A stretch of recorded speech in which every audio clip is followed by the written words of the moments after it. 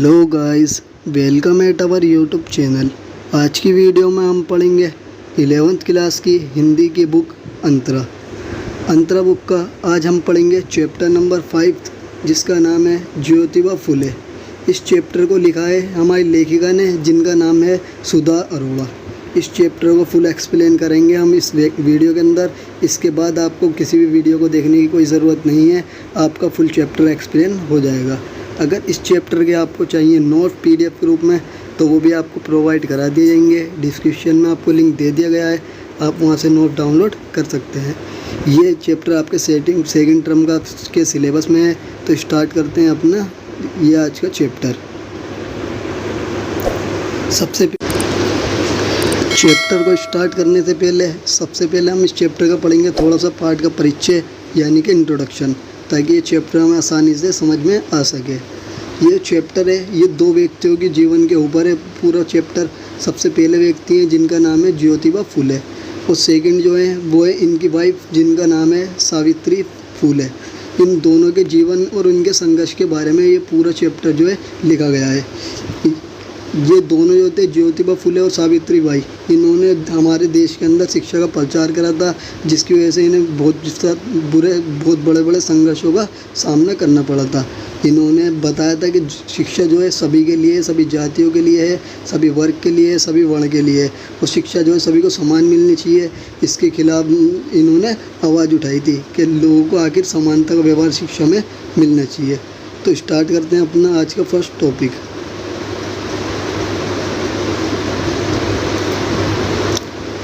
सबसे पहला जो हमारा टॉपिक है वो है फुले द्वारा महिलाओं, विधवा और शोषितों के लिए किए गए कार्य। यानी कि जो ज्योतिबा फुले थे उन्होंने महिलाओं के लिए, विधवाओं के लिए और शोषित लोगों के लिए क्या क्या काम करे थे वो इस टॉपिक के अंदर हमें पढ़ने हैं। सबसे पहले उन्होंने देखा कि समाज में जो बहुत बड़ी असमानता फैल रही है, महिलाओं के साथ गलत व्यवहार किया जा रहा है, विधवाओं के साथ बुरा व्यवहार किया जा रहा है और मजदूरों का शोषण किया जा रहा है। इसलिए इन्होंने अपने मन में ठान लिया था कि आखिर इन्हें इन सभी समस्याओं से निजात दिलानी होगी ताकि ये एक सुकून का जीवन जी सकें। इसलिए ज्योतिबा फुले जो थे उन्होंने समाज में जितनी भी विषमताएं थी, असमानताएं फैल रही थी और रूढ़िवादी विचारधारा फैल रही थी, पुरानी परंपराएं फैल रही थी जिससे लोगों को बहुत ज़्यादा नुकसान हो रहा था।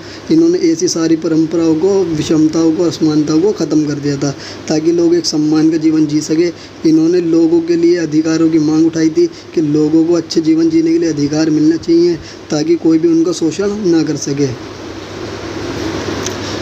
जो ज्योतिबा फुले थे उन्होंने ब्राह्मणों की जो असमानता प्रथाएं, जितनी प्रथाएं थी, इन्होंने उसका विरोध कर दिया था ताकि लोग जो समानता का जीवन जी सके। वो पूंजीवादी लोग मजदूरों का बहुत ज़्यादा शोषण कर रहे थे। पूंजीवादी लोगों के खिलाफ भी ज्योतिबा फुले ने आवाज़ उठाई थी ताकि वो मजदूरों का शोषण ना करें। तो ये तो उनके कार्य महिलाओं, विधवा और शोषित वर्गों के लिए। सेकंड टॉपिक देख लेते हैं। हमारा सेकंड टॉपिक है हमारा आज का ज्योतिबा फुले के शिक्षा के प्रति विचार। यानी कि ज्योतिबा फुले शिक्षा के बारे में क्या सोचते थे, उनके क्या सोच थी शिक्षा के लिए। ज्योतिबा फुले जो थे वो ये मानते थे कि शिक्षा केवल उच्च वर्ग के लोगों के लिए नहीं है, यानी कि अमीर लोगों के लिए ही बस खाली नहीं है। शिक्षा जो है सभी लोगों के लिए। शिक्षा जो है हर अमीर को, गरीब को, सभी को बराबर मिलनी चाहिए हमारे देश में और सभी के साथ समानता का व्यवहार शिक्षा के लिए करना चाहिए। ये चाहते थे कि स्त्रियों को भी हमारे देश में शिक्षा देनी चाहिए ताकि वो भी एक सम्मान का जीवन जी सकें। इन्होंने कहा था कि अगर शिक्षा किसी एक वर्ग के लिए होगी, अमीर लोगों के लिए होगी, तो उस शिक्षा का कोई महत्व नहीं है, वो शिक्षा हमारे किसी भी काम नहीं आने की है। इन्होंने कहा कि शिक्षा जो था सभी का हक है शिक्षा पर और सभी को शिक्षा समान मिलनी चाहिए। अगर सबको समान शिक्षा मिलेगी तो हमारे देश में समानता फैलेगी और लोग जो शोषण से मुक्त हो जाएंगे। इस बात पर इन्होंने बल दिया था ताकि हमारे देश में लोगों को जागरूक किया जा सके और शिक्षित किया जा सके। इन्होंने कहा मुख्य बल यही रहा है। इन्होंने मेनली सबसे ज़्यादा इम्पोर्टेंट जो काम किया है वो यही करा है कि स्त्री और पुरुष जो है समाज में उन दोनों को बराबर माना जाए, दोनों के साथ समानता का व्यवहार करा जाए और स्त्रियों को भी जितनी पुरुषों को शिक्षा दी जाती है इतनी शिक्षा स्त्रियों को भी दी जानी चाहिए ताकि वो भी अपना एक सम्मान का जीवन जी सकें। जब इन्होंने स्त्री शिक्षा के लिए आवाज़ उठाई थी तो बहुत सारे लोगों ने इसका विरोध करा, परंतु इन्होंने उनकी बातों पर कोई ध्यान नहीं दिया। इन्होंने प्रचार किया स्त्री शिक्षा के लिए, जिसकी वजह से हमारे देश में आज स्त्री शिक्षा बहुत तेज़ी से फैल रही है। नेक्स्ट टॉपिक देख लेते हैं हमारा। नेक्स्ट टॉपिक है स्त्री शिक्षा के प्रति ज्योतिबा फुले के विचार। यानी कि स्त्रियों के शिक्षा के लिए ज्योतिबा फुले क्या सोचते थे। ज्योतिबा फुले जो थे वो ये मानते थे कि अगर लोग जो हैं स्त्रियों को शिक्षा पर बल नहीं देंगे वो समाज में पीछे रह जाएंगे और उनका विकास नहीं हो पाएगा। लोगों का उस टाइम पर यह मानना था अगर स्त्रियों के लिए दरवाजे खुल गए शिक्षा के तो स्त्रियां जो है वो समान हो जाएंगी पुरुषों के और वो पुरुषों को महत्व नहीं देंगी और स्त्रियों जो है उन्हें स्वतंत्रता मिल जाएगी। इसलिए लोग नहीं चाहते थे पुराने टाइम के कि स्त्रियों को समान माना जाए पुरुषों के, उन्हें स्वतंत्रता मिले। इसलिए ज्योतिबा फुले ने लोगों की इस पुरानी विचारधारा का विरोध किया और लोग स्त्री शिक्षा पर बल दिया ताकि स्त्रियों को समानता मिले और स्वतंत्रता मिल सके। और आज के टाइम पर इसी वजह से स्त्री हमारे देश में सम्मान का जीवन जी रही हैं। नेक्स्ट टॉपिक देख लेते हैं अपना। नेक्स्ट टॉपिक है हमारा ज्योतिबा फुले द्वारा नई विवाह पद्धति की सृजना। यानी कि ज्योतिबा फुले जो थे उन्होंने विवाह करने की नई पद्धति का जन्म दिया। इन्होंने नई पद्धति का निर्माण करा जिसे हर व्यक्ति आसानी से समझ सके। ज्योतिबा फुले जो थे इन्होंने ऐसी विवाह पद्धति बनाई जिसमें सभी को समानता का व्यवहार दिया गया है। सभी को स्त्री हो या पुरुष, अमीर हो गरीब, किसी भी जाति या वर्ग का सभी के साथ समानता का व्यवहार किया गया है इस विवाह पद्धति में। इन्होंने ब्राह्मण की जो पुरानी विवाह पद्धति थी जिसके अंदर जातियाँ वर्ग आदि के बारे में बताया गया था, इन्होंने उनकी सारी बातों का विरोध कर दिया और ब्राह्मण की सारी विवाह पद्धति का विरोध करा, बल्कि इन्होंने समानता पर आधारित विवाह पद्धति को जन्म दिया।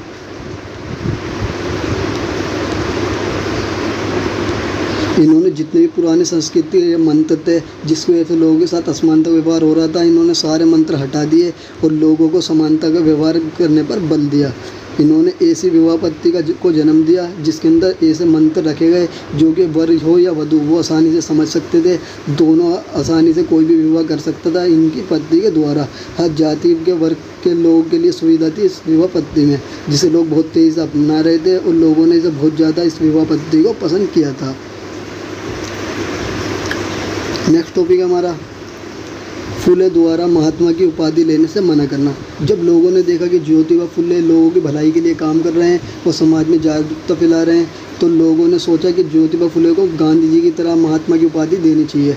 परंतु 1888 में जब लोगों ने उन्हें कहा कि तुम्हें महात्मा की उपाधि दी जाएगी तो उन्होंने महात्मा की उपाधि लेने से मना कर दिया। उन्होंने कहा कि अगर मुझे महात्मा की उपाधि मिल जाएगी तो ये मेरे कार्य में बाधा बन जाएगी। जिस तरीके से मैं आज स्वतंत्र रूप से एक आम आदमी की तरह कार्य कर रहा हूँ, जब मैं महात्मा बन जाऊँगा तो मैं इस तरीके से कार्य नहीं कर पाऊँगा, जिसकी वजह से लोगों के लिए भलाई के लिए कार्य मैं नहीं कर पाऊँगा। इसलिए ये चाहते थे कि ये आम व्यक्ति बनकर ही अमीर लोगों के साथ भी और गरीब लोगों के साथ भी आम व्यक्ति बनकर ही रहें और उनके विकास में बढ़ चढ़कर योगदान दें।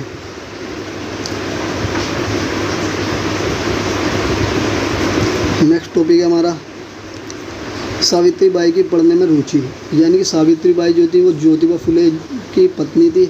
उनके बारे में पढ़ लेते हैं कि उनकी पढ़ाई में किस तरीके की रुचि थी।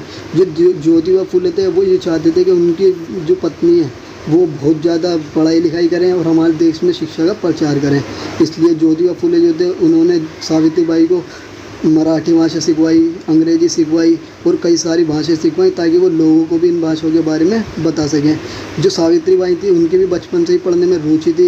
एक बार उन्होंने लाट साहब के यहाँ से पुस्तक ले ली थी ताकि एक पुस्तक को पढ़ सकें और उन्हें थोड़ा बहुत उसके विषय में ज्ञान मिल सके। परंतु जब वो उस पुस्तक को घर पर लाती हैं तो उनके जो वो होते हैं पिताजी होते हैं, उनके पिताजी जो हैं वो शिक्षा से मिलने वाली जितनी जो बुकें हैं जो कि ये लेकर आई थी बुक को उसको फेंक देते हैं इनके पिताजी कूड़ेदान में।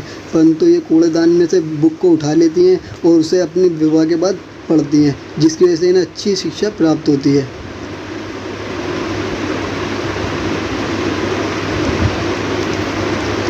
नेक्स्ट टॉपिक है हमारा ज्योतिबा फुले तथा सावित्रीबाई का विद्यालय खोलने में योगदान। यानी कि ज्योतिबा फुले और सावित्रीबाई जो थी उन्होंने हमारे देश में कई सारे विद्यालय खोले ताकि शिक्षा का प्रचार किया जा सके। इसलिए इन्होंने 14 जनवरी 1848 में हमारे भारत में पहला कन्या पाठशाला खोला पुणे के अंदर। इस पुणे के अंदर कन्या पाठशाला को खोलने का उद्देश्य ये था कि जो निम्न वर्ग की बालिकाएं यानी कि लड़कियां हैं गरीब लोगों की, वो शिक्षा प्राप्त कर सकें और सम्मान के साथ जीवन जी सकें। इसलिए इन्होंने पुणे में इस विद्यालय की स्थापना करी थी। इसकी वजह से बहुत सारे लोगों ने इनका बहिष्कार किया, इनको कई सारी बाधाओं का सामना करना पड़ा, परंतु इन्होंने लोगों की बातों पर कोई ध्यान नहीं दिया और विद्यालयों की स्थापना करी, जिसकी वजह से निम्न वर्ग की महिलाओं को शिक्षा मिली। ज्योतिबा फुले और सावित्रीबाई ने कई सारे विद्यालय खोले महिलाओं की शिक्षाओं के लिए, जिसकी वजह से ज्योतिबा फुले के पिताजी जो थे धर्मवीर, इन्होंने ज्योतिबा फुले और उनकी पत्नी को घर से भी निकाल दिया था, क्योंकि ये दोनों शिक्षा का प्रचार कर रहे थे और इनके पिताजी इसके बिल्कुल खिलाफ थे। और कई लोगों ने जो सावित्रीबाई थी उन्हें भी अपमानित करा कि वो गलत लड़की हैं, वो शिक्षा का प्रचार कर रही हैं, ये सब बातें गलत हैं। परंतु सावित्रीबाई ने भी लोगों की बातों पर ध्यान नहीं दिया और स्त्री शिक्षा का प्रचार करने में जुट गई। फिर जब 50 वर्षों तक 1840 से 90 तक 50 वर्षों तक दोनों ने खूब मेहनत से कार्य करा और शिक्षा का प्रचार किया, तो इन्हें अपने मिशन में कामयाबी मिल गई। और हमारे देश में महिलाओं के लिए इन्होंने झुग्गी झुग्गी झोपड़ियों में जाकर वहाँ की महिलाओं से कहा कि वो भी अपनी बेटियों को शिक्षा प्राप्त करने स्कूल भेजें, ताकि उनका भी विकास हो सके, वो भी शिक्षित हो सकें। सावित्रीबाई और ज्योतिबा फुले जो थे वो दलितों के लिए और शोषितों के लिए खड़े हो गए और इन्होंने कहा कि इन्हें भी अधिकार मिलने चाहिए दलितों और शोषितों को, ताकि कोई भी इनका शोषण ना कर सके। इन दोनों ने बहुत मेहनत के साथ काम करा और बहुत ज़्यादा संघर्ष करते हुए आज के टाइम पे इनका जीवन हमारे लिए मिसाल बन गया स्त्री शिक्षा को बढ़ाने के लिए। नेक्स्ट टॉपिक है हमारा आदर्श परिवार की संकल्पना। एक रचना है जिसका नाम है गुलामगिरी शेतकर याचा आसूड़। इसके अंदर ये बताया गया है कि जिस परिवार में पिता जो है वो बौद्ध धर्म का हो, माता ईसाई धर्म की, बेटी मुसलमान और बेटा सत्यधर्मी हो, उस परिवार को आदर्श परिवार माना जाता है। ये डेफिनेशन आपको याद रखनी है, कई बार एग्जाम में ये क्वेश्चन आपका रिपीट हो जाता है। आदर्श परिवार की संकल्पना। नेक्स्ट टॉपिक है हमारा ज्योतिबा फुले का नाम समाज सुधारकों की सूची में क्यों शामिल नहीं किया गया। ये जो है आपका क्वेश्चन भी है ये, और एक ये टॉपिक भी है, ये आपके को एग्ज़ाम में कई बार रिपीट होता है। तो देख लेते हैं आखिर ज्योतिबा फुले को क्यों शामिल नहीं किया गया था समाज सुधारकों की लिस्ट में। सबसे पहले तो आपको ये पता होना चाहिए कि समाज सुधारक जो थे उनकी लिस्ट बनाई थी अमीर लोगों ने और ब्राह्मणों ने, और जो उच्च वर्ग के लोग थे उन सब ने मिलकर समाज सुधारकों की लिस्ट बनाई थी। परंतु ज्योतिबा फुले जो थे वो तो अमीर लोगों के लिए और ब्राह्मणों के लिए, उच्च वर्ग के लोगों के लिए खिलाफ थे, इसलिए ब्राह्मणों ने उनको लिस्ट में शामिल नहीं करा। क्योंकि ज्योतिबा फुले अपने कार्य में अमीरों की बुराइयां करी थी और जो ब्राह्मण के जितने भी कार्य थे उनकी भी बुराई करी, उनके जितने भी ग्रंथ थे इन्होंने ब्राह्मणों के ग्रंथों को भी नकार दिया था, इसलिए ब्राह्मण भी इनसे नाराज़ थे। उन्होंने भी उच्च वर्ग के लोगों की तरह कहा कि ज्योतिबा फुले जो है उन्हें शामिल नहीं करना चाहिए समाज सुधारकों की लिस्ट में। अगर इन्हें शामिल किया जाएगा तो लोगों तक इनके विचार पहुँचेंगे और जो अमीर लोग हैं उनका दबदबा ख़त्म हो जाएगा गरीबों पर से। ज्योतिबा फुले जो थे वो शिक्षा का तो प्रसार कर रहे थे, साथ ही साथ वो दलित वर्ग के लिए जो शोषित हो रहे हैं, निम्न वर्ग जो शोषित हो रहे हैं, उनके लिए अधिकारों की मांग कर रहे थे। अगर इनको समाज सुधारक बना दिया जाता तो लोग इनकी सारी बातों का पालन करने लगते और उच्च वर्ग के लोग जो हैं उनका वर्चस्व समाप्त हो जाता, ब्राह्मणों का भी वर्चस्व समाप्त हो जाता गरीब लोगों पर से। इसलिए ब्राह्मणों ने, उच्च वर्ग के लोगों ने, अमीर लोगों ने ये सोचा कि इनका वर्चस्व बना रहे, लोग जो इनकी तारीफ़ करते रहे, इनके कार्यों को करते रहें। इसलिए ये सब लोग नहीं चाहते थे कि ज्योतिबा फुले के विचार लोगों के सामने आए और वो इनकी बातों से सहमत हो जाए और हमारा प्रचार और वर्चस्व जो है ख़त्म हो जाए।